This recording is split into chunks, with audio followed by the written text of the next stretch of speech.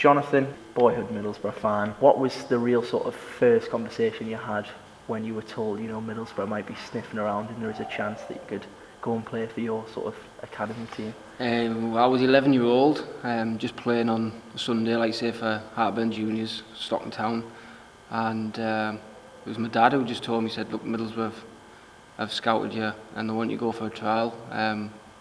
He'd said that they'd scouted earlier, but he didn't tell me, because he just said no, he's too young. I think in Newcastle when I was younger, and then I think when I was 11 he decided to tell me and let me have the option really, and obviously I said, yeah, let's go for the trial, so I went down for a trial. So obviously you get into the academy at 11, you progressed all the way through eventually, but when you first joined at 11, sort of looked up the age groups, is there any sort of players which, spring to mind and you look back at and sort of looked up to them in the academy and thought, well, I'd love to sort of do what they're doing? Yeah, well I went to the same school, both schools, primary school and secondary school, as Lee Cattermole, so he was always 2 years above me. So I always tried to replicate what he did every 2 years. So I always think, what did he do 2 years ago? So I want to do that. And just, that was kind of my,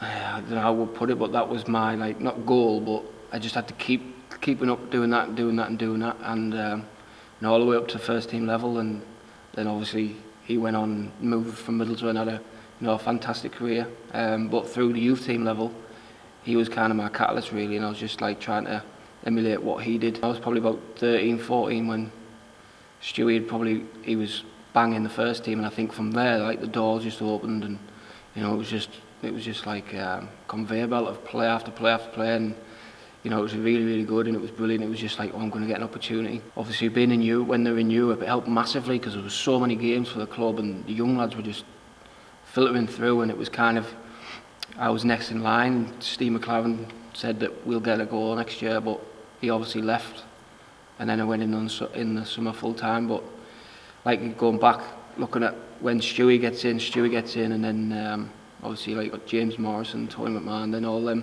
2-3 years later they all fall into place. Stu Parnaby was probably ordained, so yeah, it was good. You always knew you're in the right place. I went in 11-year-old, and they had. My coach was Steve Agnew, so Aggers was under 12s then. And so I'd worked hard, had my trial, and I got in, and I really enjoyed it. And then under 13s, the coach was Mark Scott, who was brilliant, really good. And I kind of struggled that year. Probably a bit lucky to still be at Middlesbrough, to be honest. I did really struggle that year. And it wasn't until under 14s I had a bit of a growth spurt.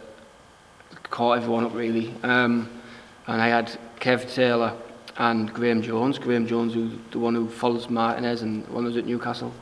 He was my coach at under 14s, and I was a forward, or I would have played down the middle or I was a winger. But for that, when Graham was there, straight down the middle, and he was a striker himself, so he worked directly with me personally, me and Nathan Porritt on a just one-to-one all the time, and my levels just went from being an average player in the academy age group to just being, it was me and Nathan, we were just far better than everyone at our age group, and it was just, because of Graham really, just went up level after level. And I think it was that point there, halfway through the under 14s, that I just thought, this is what I want to do this, because go back a year previously at 13, I was thinking, I want to play with my mates at Hartburn or Stockton Town. I'd rather be back there playing my mates because that's what they're talking about at school. Obviously there's nothing wrong with that, because if you're good enough you'll find your way through anyway, but I think the penny dropped at 13-14-year-old under Graham, and I just thought, this is what I want to do, because I started having that bit of success. I was starting to play well consistently every week, and I thought, this is what I really want to do. We spoke about you, of course, supporting Middlesbrough, but skipping forward a little bit now, 2007 I think it was, you signed your first professional deal for Middlesbrough. I mean, just talk me through that feeling, signing your first professional contract at, the team that you've supported all your life. It was brilliant, because it was a little bit of a long wait, because I knew I was getting it, but you can't sign it till you're 17. So it was difficult in a way, but it was really good in a way, because it kept me grounded, so I knew I was going to get that contract, I knew I was getting it. But I had to keep my levels there, because if I didn't keep my levels there, they would have took it away. And then just to that moment when you sign it, it's not a relief, because that's when the hard work really starts. You've got this first contract, you've been rewarded for what you've done. I mean, your first contract's not great anyway, but the target is get that next deal. Can you get in the first team? Can you get that next deal? But like you say, the first contract, the day I signed it, was, it was brilliant, like special moment for me and the family really, and your friends, because your friends are important. Like you say, going back to sacrifice and stuff. Loads of times I've had to say no to my friends, family, for weddings, christenings, birthday parties, everything. Like, you've got to say no to almost everything these days, and your mates stand by you. So you feel it's a proud moment for yourself, your family, and your friends. Yeah. The debut comes a bit of a mixed emotions type of day. The day that obviously the club went down, final day of the season against West Ham. That must have been a very strange one. Yeah, it was. I'd been waiting for that second half of the season, because I've been in quite a lot of the squads. I've travelled loads. I've been in the squads at the home game. Sometimes I was on the bench, sometimes I wasn't on the bench. And it was getting a bit frustrating, because I was thinking, I just want to be on the bench, And once you're on the bench, I just want to get on, And I was just desperate to make an appearance that season. I was like, I just want to, just for myself, like, just to say, look, well done this year. You want to make an appearance. I was determined to do it that year. And then I wasn't in the squad for that original last game, so I was devastated. I was like, I've not done it. And I'd gone home, and I just pulled up at home, and I pulled my phone out of my pocket, and then in between me driving home and going home, I'd had like 8 missed calls off my the reserve manager, Martin Scott, and he just said, get your ass back to her if you're travelling. So Marlon King's dropped out, you're in the squad. So I was just like, whoa. So packed the bag quickly and went back, and then that was it. Went to the hotel, didn't think anything I was going to get on, because I just thought I was last call up, I won't get on. And like you say, he made 2 subs at half time, so there was 1 left. I thought, nah, not me. And then he told Reece Williams he was going on to go get warm. So I thought that was it. But I wasn't too bothered, because I was in there, I was thereabouts. And then he changed his mind. I don't know why, he just changed his mind and said, right, thanks, you on. So I was just like, well, didn't have time to think about it, just got my gear off and was on. And it was like you say, mixed emotions. Like, I'd hit that target that I wanted to play for the first team that year. That was my target that year, to make a first team appearance. So I was pleased. Obviously playing in the Premier League was, like, not many people do that, so it was brilliant. But then to see the club that I supported, that, like, I was a die-hard Middlesbrough fan. Like, me and my friends, when they were in Europe, we went away to Rome and they went to more than me, because obviously I had commitments, but travelled all over watching them. We used to go to away games whenever I could. To see them relegated was, it was really, really disappointing from a fan's point of view, but from a player's point of view, being selfish, it was perfect for me, really, because I knew that next year I'd get a lot more opportunities than I would if they were in the Premier League. I didn't have any time at all to think about it. It was literally, I'd been warming up in the second half just to keep myself warm. And obviously when he told Reece he was going on, I sat back down, and all of a sudden he just said, you on, get your gear off. So I just got my tracksuit off and I was straight on. I just didn't have time to think about it. There was no nerves, and it was just like, and he just said, go get us a goal, mate. And then, but obviously didn't get the goal, but it was just, didn't have any time to think about it. I just had to go on. I went on the right. I just had to, keep my shape, and we were trying to get a goal, so I was kind of attacking a little bit. But like you say, I didn't get nervous because I didn't have time to think about it. But if he told me the day before, you're going to make your debut tomorrow, I would have been really, really nervous. Obviously, quite a weird one now. Speaking to the manager at the time, Gareth Southgate, England manager. Yeah. I don't think anyone probably saw that happening. You look back at Gareth Southgate, and I mean, as Middlesbrough fans, you sort of look in the Championship and the way that ended his time at Middlesbrough. But what was Gareth Southgate like as a manager? A strange one, really, right? Because it was his first job, and he was actually a good manager. He had good coaches around him, which is what you need, I think. Because not all managers are coach managers, and at the time he did a bit of coaching, but he was more of a manager than a coach, and he had his good coach around him, and he was all right. Felt a bit sorry for him, really, because he had to make cutbacks, but but they were spending money above him, so they were making signings that probably weren't his, so his money was getting spent and then he's got no money left. So I felt a bit sorry for him that way. Obviously there's loads of stuff that he would probably say, I could have done that better because it was his first job. It's just all experience, but all in all I thought he was a decent manager, and I knew he'd go on and get another job, and I knew he'd do well. Didn't think it was going to be England, but I knew he'd do well. But the type of guy he is a fantastic guy. Like, I tell a story all the time, but that day when I made my debut, so he's just been relegated as a Premier League manager, so his job's probably on the line. I was sat at the back of the bus, and he comes to the back of the bus and he just sat on the seat next to me and just said, "Did you enjoy that?" And I was a bit like, well, and he was like, "Look, I know you can't really say," he said, "but that's where you want to be." He said, "This is where, get your head down, this is where it starts now for you." He said, "This is where you want to be in the first team.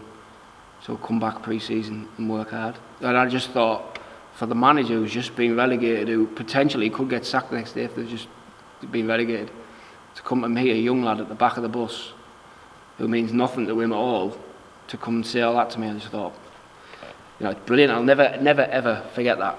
And it just sums him up because he was a great guy. And like you say, he's a good man. I knew he'd do well. And it was tough for him, tough first job that.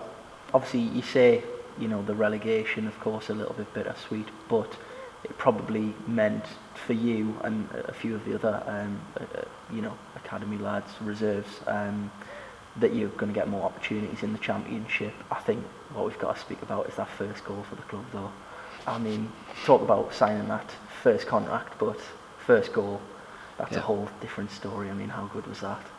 Yeah, that was, I'll never forget that. Like, it was Doncaster away, and we didn't really start the game too well. And it was just before, I don't think it was too long before half time, and he changed the formation a little bit, and he put me more down the middle, and I just remember Adam Johnson jinking down the left, and he got the ball, and I thought he's going to pull it back, so I just checked back, and he's just pulled it back, and I've just took touch, and just did it when we left across, it was Neil Sullivan in goal, just got in, luckily in the top corner. I was just I didn't really know what to do, because obviously I've scored goals at youth team reserve level, but score a goal in the first team, it was surreal. It didn't really sink in till after the game, so even half time, going in all focused on the game, what's going to say, and then just on the bus on the way home, it was just getting loads of messages on the phone. It was whoa, I've just scored from it, so it was wow, class. But then you want to go do it again, you want more, so it's still say, you got to get your head down and work hard. Yeah, obviously first goal comes away from home. As a boyhood Middlesbrough fan, I think, of course, you probably always set out to score at the Riverside. Yeah. When that goal eventually comes along, I imagine it's double the feeling of how good the away goal was. Yeah, it was class. It was good. It was at the time as well where everyone really sat in the north stand as well. I know now they go down the south stand as well, but it was all in the north stand, and to score that end was brilliant. And again, we'd not played great. I know we were winning 1-0, and we probably deserved to either lose the game. We certainly didn't deserve to win it 2-0. I just remember Leroy Leiter had gone through, and I was screaming for him to square it, and I think he had a shot and the keeper saved it. I just tapped it in. It was just surreal, mate. To see the crowd going wild, and I remember my family was up in the west, up where all the families and that sat, and I just remember looking up, and everyone was just jumping up and down, buzzing. It was a great feeling, and it was also not a great feeling just to score in the north stand goal, but it was just, I just sealed the game really, because they were knocking on our door. Like I say, we were poor, we were winning 1-0, and we just killed them off with the second goal, and it was different class, mate. Yeah, obviously there was a change of manager that season. Gordon Strachan come in. Not a very popular figure on Teesside, but as a player, how did you find him? I thought he was really good. He's a fantastic coach. Far as coaches go, he's up there with the best. Whether it's 1-to-1 or as a team, his coaching sessions are unbelievable. Sometimes they're a bit long, on a Friday before a game, but apart from that, his coaching sessions are really, really good. obviously there's loads of different opinions going around about Gordon and why he got it wrong. I do think he brought too many Scottish lads down. He maybe should have just kept it at like the three best ones, took his pick from up there and then left it, but I think he just kept going back and back and back, and I think it was just too much. Because in the end he had a split dress, not a split dressing room in Scottish and English, because the Scottish lads were brilliant.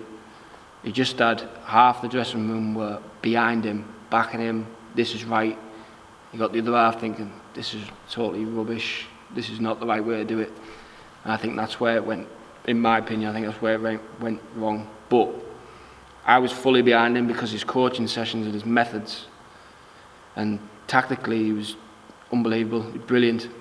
And like I say, if we made a couple of less signs from up there and we had a few more people behind him, then he would have been good. But it's one of them, like every job is not going to go well, and that one didn't go particularly well for Gordon. But from my point of view, obviously Southgate gave me my first few appearances, and then obviously under Gordon I got a few more. And he liked me personally because, like I say, I worked hard, and I did everything that he wanted me to do. He was always on my case because he kind of took a liking to me, so he was always shouting and barking at me. But it was good because I knew my job. Every time I had the ball, if I was playing out wide, every time without fail I had to take the fullback on. If I check back and pass it, he'd be screaming at me. Every time I have it, I need to take the fullback on, get at him, get the ball in the box. And I knew that was my one job to do as a wide man, and it was perfect for me. One thing that people can't take away from you, you've played for your boy club, scored goals, but when the time eventually come where, you know, you thought, well, this might not last forever, and you know, perhaps I might have to move on. What was that sort of feeling like? It was difficult. Like I say, it was a different manager. I had a full year really just being injured, and it was absolute nightmare. Like, it was just an injury, a comeback, injury, comeback, injury, and it was just like, and it was like I say, the new manager. So Tony Mowbray come in, and I had the back operation because Strachan was like, don't worry, you just get your back sorted. Your place is still there, so no worries. I had the operation. And halfway through my rehab, he resigned or got sacked, whatever. Mowbray comes in, so I was a bit like, right, I'm injured, so I can't do anything. So I had to get myself fit, try and impress him. Made a couple of appearances, but I was always chasing that fitness because I'd done half a pre-season before my back broke down, so I was just chasing it. Kept getting niggles. I was supposed to go on loan to Bournemouth, who were in League One. And on training on Sunday, done my ankle ligaments, so I was like, I'm out for 8 weeks. So that broke down. Came back, I think I made another appearance, maybe 2 more appearances at the end of that season under Mowbray. And then season had finished, and I had 1 year left. And in the summer that year I had a meeting with Mowbray, and he said, there's a team that want to sign you. They're in the same league. So the team want to sign you. We were playing them, you see, or we'd just played them the day before. They want to take you, and he said, what do you want to do?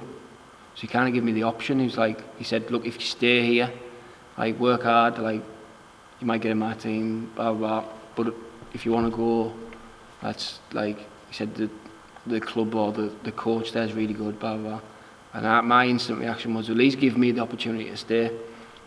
So I want to stay. I'm a Middlesbrough fan. I want to do that. And then I came in pre-season, and I probably had the best pre-season that I've ever had. And I wasn't in the squad for the first couple of games, and then he just pulled me one day at training and just said, look, you can go on loan. So I was like, that moment there when he pulled me at training, he pulled another lad as well. I was just so like angry, disappointed, devastated really, because I knew that I wasn't going to get back in. Like, no matter how hard I worked, because I just had, like I said, I had the best pre-season I'd probably had at my time at the club. I just knew if that's not good enough to get me in, I'm not going to get in. He's obviously got his own ideas, and there's a bit of regret because I thought I could have moved on in the summer. You look at security, financially wise, moving on to a club at the same level, you're going to be signing they were going to pay, so you're looking at 3-4 years security on the contract. You think should have done it. But that's hindsight, and then I wanted to stay, and I just thought that was me. So, like I say, it was disappointing, but I still had like 8 months to kind of until I was going to leave. So, like I say, I went on loan to Oxford, dislocated my shoulder there, second day. Wilder was the gaffer there. He's a brilliant man, another conversation, but top man. Done my shoulder there. I went back for a few weeks, then I came back to Middlesbrough.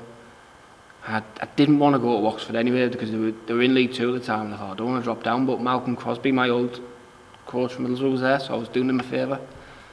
And then in the end, I went on loan to Yeovil, I think in the February. Yeah, the February before the end of the season, just until the end of the season. And that was perfect loan move for me because I knew a couple of the players down there, and I got back to my best. I was playing some really good stuff, and we were playing some good stuff, and I was confident again. I got my personality back, and that last 3 months, it made it a little bit easier for me to leave because I'd done so well away from the club, and I knew that I can do this. I don't need Middlesbrough, I can do it elsewhere. Obviously, it was a low level, but it was League One at the time, so I was just back playing confident again, and I just moved on. Yeah. Looking back, of course, we talked about your time at Middlesbrough, scoring goals for Middlesbrough, signing that first professional contract, of course, representing England whilst you're at Middlesbrough. On a whole, how do you look back at your time now? I look back at it with proud. I look back at the academy time as enjoyable, and like I say, teaches you life. Like the academy teaches you how to be a good person. I take football out of the equation, just be a good person in life, how to treat people, how to speak to people correctly, how to conduct yourself on a day-to-day basis. Like you say, it's down to yourself whether you do that or not, but they teach you, life lessons. So that's from the academy, and obviously football-wise, like you couldn't have better coaching set up than there. And obviously I look back at my time playing as a player, first team, and it's proud really, and I don't really want to look back at regret and think I could have left earlier. It's just hindsight really, and like I said, I do it all again. And so grateful that I got the opportunity to do that, and lucky really, because like I say, loads of people would die to have one appearance for Middlesbrough. So I'm very, very lucky and proud to say that I play for Middlesbrough, and Premier League, scored home and away, so many games or whatever it was in the Championship. It was brilliant.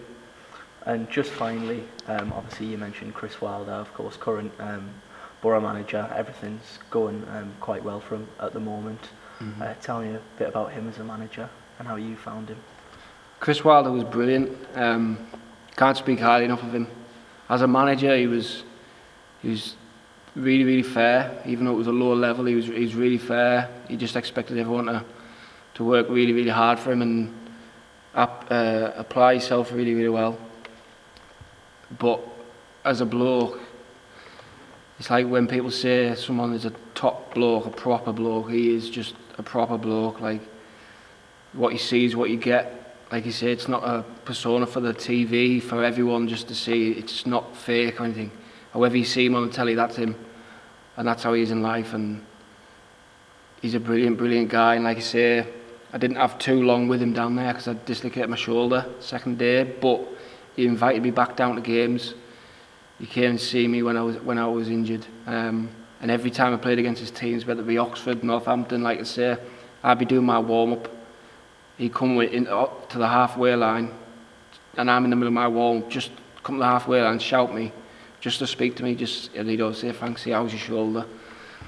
And he'd just have a bit of a laugh, and he'd say, "Come see me after, and have a bottle of bud with him or whatever in his office." And he's just a great guy, mate, and Middlesbrough are lucky to have him because he's just an honest bloke, and he'll throw everything and more at this job than he probably did with the Sheffield United job. It's just the type of bloke he is who'll go in wholeheartedly, and he'll leave everything he's got at this job, and we're lucky to have him, and he's a good manager as well. At the end of the day, he's not just a good bloke, but he's a good manager, and hopefully he can get us back in the Premier League.